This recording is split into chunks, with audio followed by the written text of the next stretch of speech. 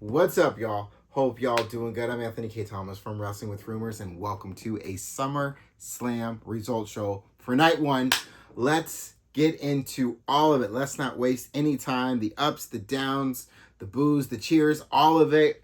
Let's get into it. So let's start off with what the first match of the night was, which was Io Sky versus Liv Morgan for the Women's World Championship. This was Liv Morgan's first title defense since winning the championship against Stephanie Vaquer back at WrestleMania. This was her first title defense so that's like what we're looking at, like close to a little over 100 days, either 100 days or a little over 100 days, around there. But going into this match, this was the second the bell rang. This was a true battle. They didn't waste any time. Liv Morgan and Io Sky went to war, gave us a true battle, a true back and forth match, type of match, until the women of Judgment Day showed up. Roxanne Perez, Raquel Rodriguez, they showed up to tip the scales more into Liv Morgan's favor, but that did not stop Io Sky. She took both the women out.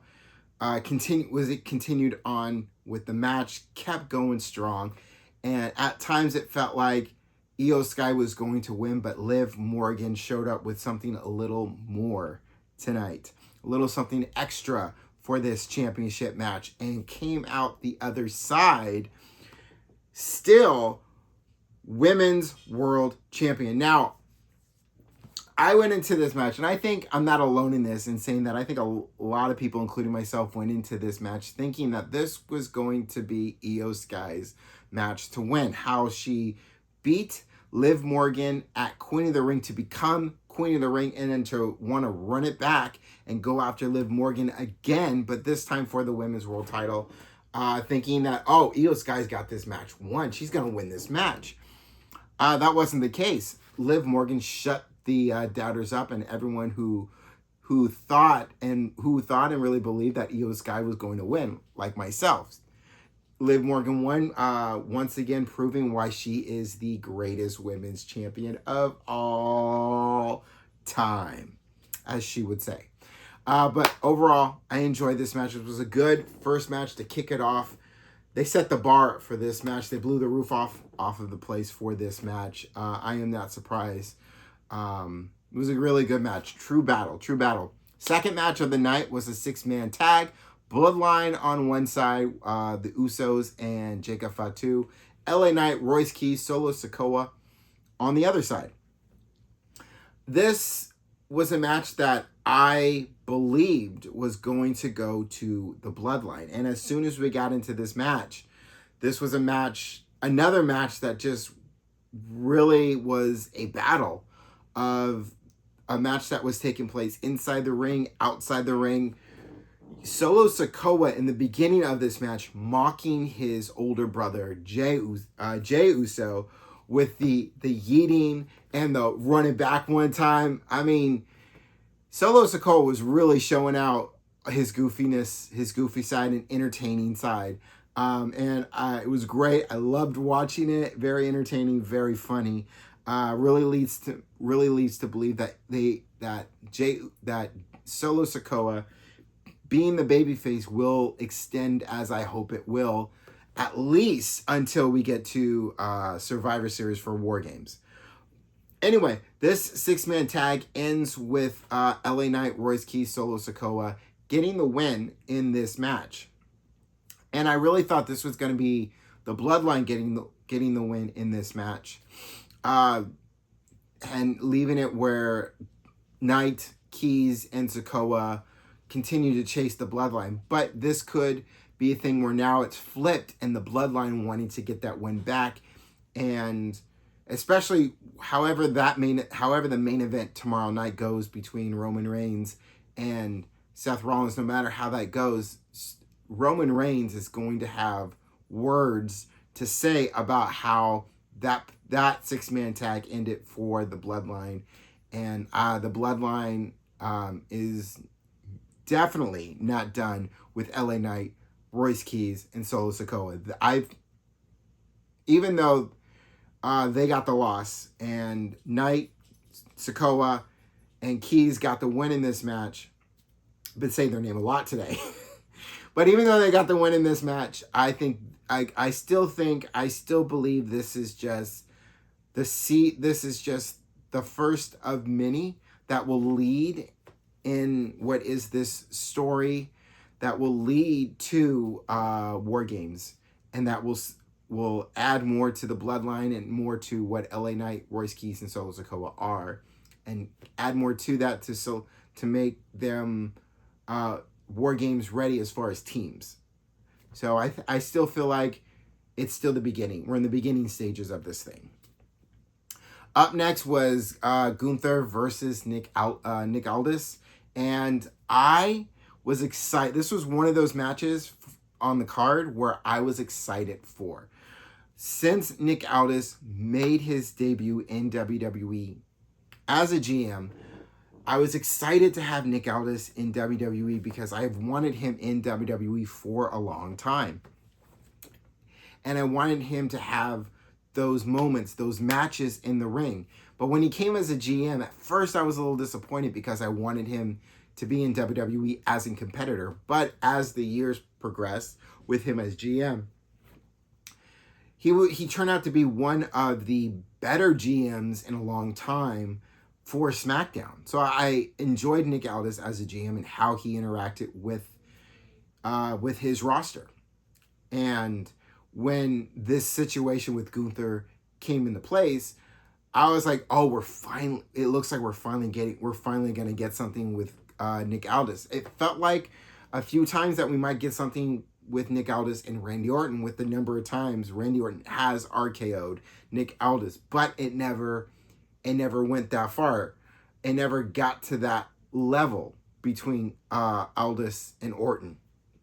But we reached that level between Gunther and Aldis because the difference between Orton and Gunther is that Orton didn't push in the same way that Gunther kept pushing and poking the bear, and led us to this match, which I was excited for. This was Nick Aldis' long-awaited debut, at least for one night, as a WWE superstar, having his first match in WWE, and it being on SummerSlam against Gunther.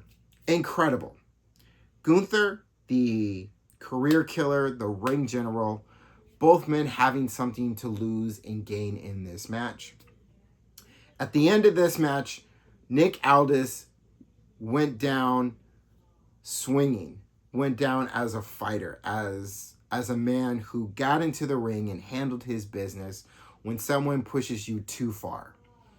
And it was great to see what happened after the match. After Gunther walks away, you have Nick Aldis in the ring having a moment with the crowd chanting, "You still got it," throughout the match. And then after the match, everyone applauding, showing their respect, showing their love for Nick Aldis. A man that still got it, still has gas in the tank.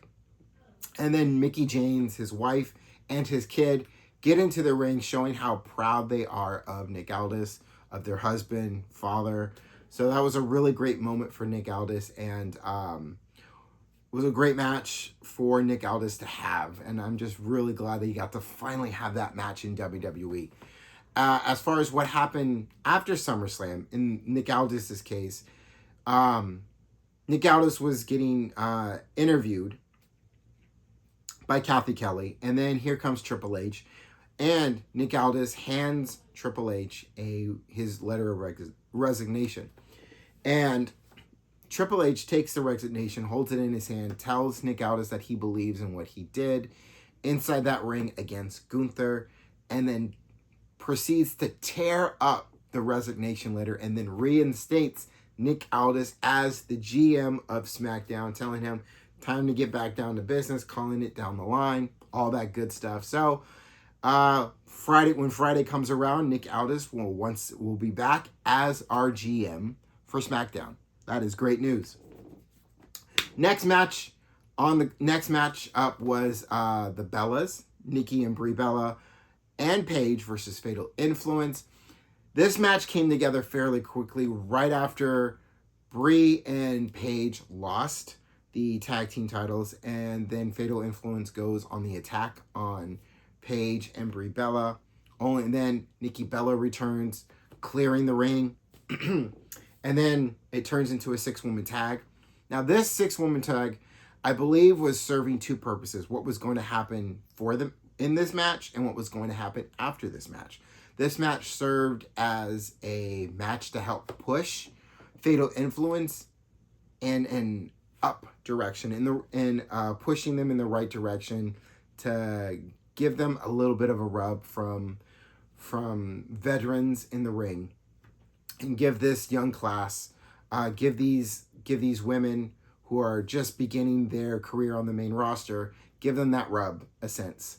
And that's what that match did, as Fatal Influence gets the win over the Bellas and Paige. And then the second part of this match served its purpose, as I believe that after this match, either Nikki or the Bellas altogether were just going to turn on Paige.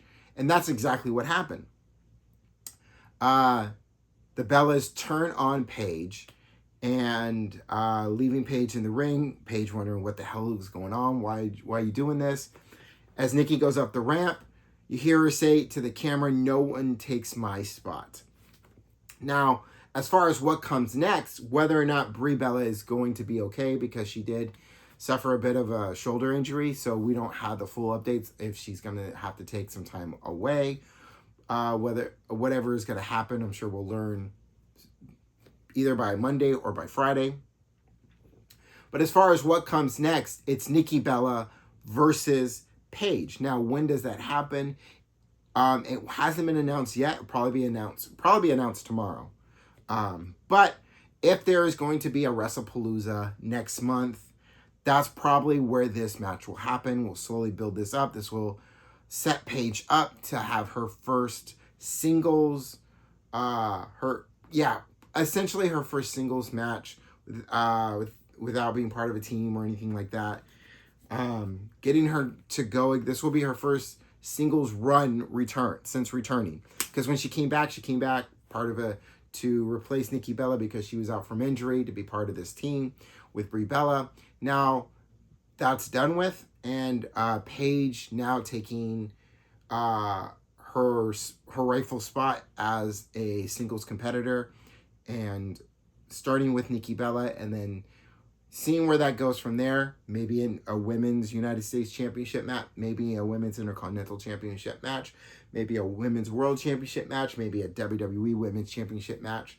It is endless about which way it can go. So I look forward to that, but I think first, handling business with Nikki Bella, whether it's at a Raw or a SmackDown or at the next PLE, or either at the next PLE or even at what is coming up also in September, which we know for sure, which is a Sunday night main event. So either there or at a PLE, which could possibly be WrestlePalooza, if they're bringing back WrestlePalooza once again for another year. So, but we will see how this all gets answered and when we get down that line.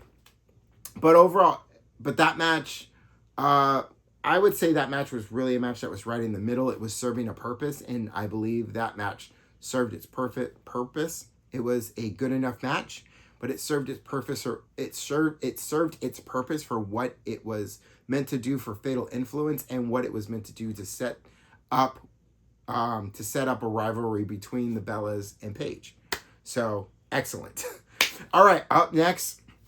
Now, this is a match that I thought was going to be the main event, but honestly, I'm glad it wasn't the main event. And that is Cody Rhodes versus CM Punk. This was definitely a match I was looking forward to, and I was very excited to watch this match. Randy Orton, pardon me. Yes, he did. But Cody Rhodes versus CM Punk, these two had a very old school feel kind of match from start to finish. It was hard hitting. It was physical. There was moves from the top rope. There was the announcer's table that just collided, that just shattered when Punk was going to put Rhodes through it, and Rhodes moving and Punk crashing and burning on his knee. Damn. At some point during the match, the ref got taken out, and that was a moment for Randy Orton to return, and he hits Cody Rhodes with an RKO, which then CM Punk not seeing because he was still out of the ring, still gathering himself up. Excuse me. So by the time he gets back into the ring, by the time the ref gets back into the ring, Cody Rhodes has already been hit with the RKO and he is taken out. CM Punk capitalizes on that without realizing he's capitalizing on something that Randy Orton did. Hits the GTS. CM Punk retains his WWE Championship. And I know I said during my prediction show that after this match, Cody Rhodes loses, which is what I said, and it's what happened, that Cody Rhodes should go back to Raw. And I'm going to keep saying that because I do believe that at some point it is, whether it's now or somewhere down the line, that it is time for Cody Rhodes to go over to Raw and start fresh with a whole new canvas of talent for him to compete against. But for now, he will absolutely stay on SmackDown, because what is next for Cody Rhodes is finishing where he and Randy Orton left off at WrestleMania. And that is what comes next for Cody Rhodes. As for CM Punk, well, for CM Punk, we will know that tomorrow, because it will either be Finn Balor or Sami Zayn. I am good with either or. You know, I'm a fan of both Sami Zayn and Finn Balor. If I had to choose, I would honestly say Finn Balor just a little bit more than Sami Zayn, but I'm good with either or. But overall, CM Punk versus Cody Rhodes for the WWE Championship was a great match, a true battle, old school feel to it. I love this match. Finally, the main event. This absolutely had to be the main event because it's Obafemi and Brock Lesnar. It's Hell in a Cell. It's everything that we want in what is the finale to this trilogy that has been Obafemi and Brock Lesnar. Absolutely. The second the bell rings, Obafemi and Brock Lesnar didn't waste any time. They went right to war, and they threw everything at each other. I mean, everything, every move they had, they threw everything at each other but the freaking kitchen sink. I mean, Brock Lesnar even started tearing the canvas off, tearing the padding off, exposing the ring to just the wood, and then to hit Obafemi with a tombstone, Undertaker style, and then Obafemi still kicking out, and moments where Brock Lesnar is left shook and shocked like he saw a ghost, and how Obafemi did not stay down, how he kept getting up over and over and over again. Brock Lesnar was the same. Brock Lesnar kept getting up at stuff that Obafemi was throwing at him. But at the end of this match, which wasn't a battle, this was a war. It was a war of gods, a war of two beasts, a war of alpha males fighting it out to see who's going to be the who's going to be the king of the jungle. And at the end of it, it was the ruler, Obafemi, king of the ring.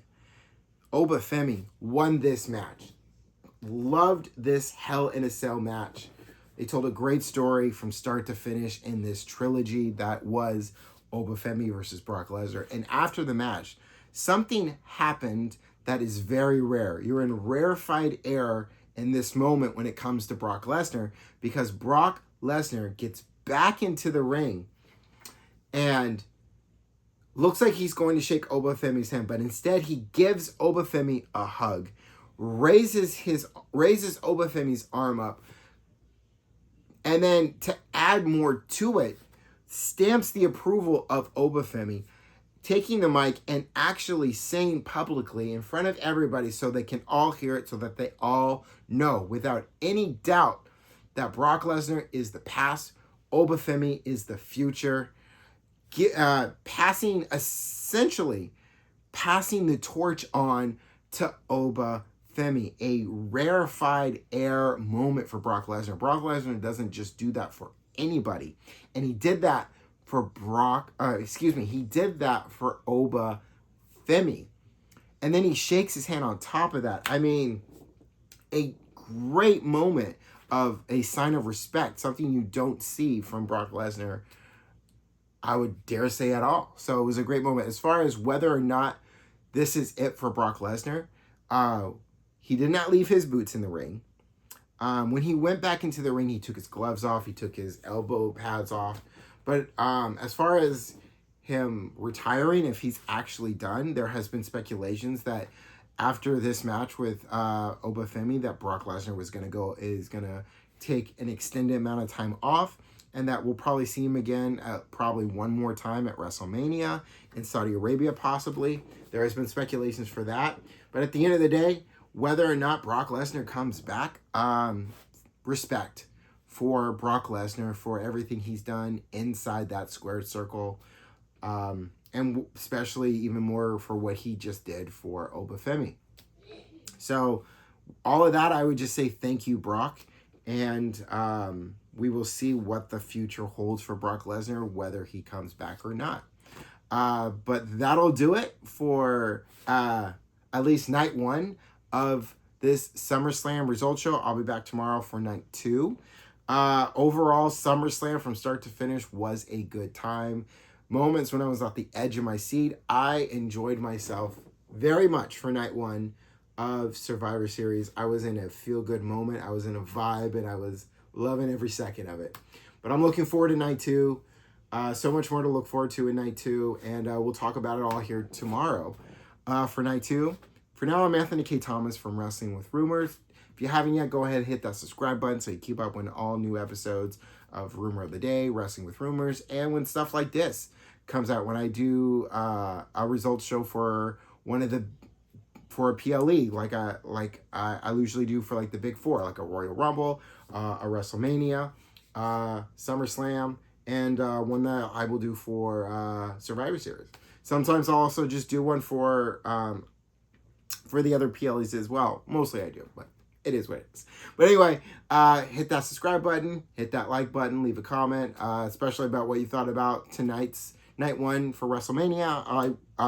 For night 1 of SummerSlam. I will be back tomorrow for night 2. But until then, hope all you have a good, fun, and safe rest of your night. Don't forget to take care of yourselves, and I will definitely see you all in that next one. Peace, y'all.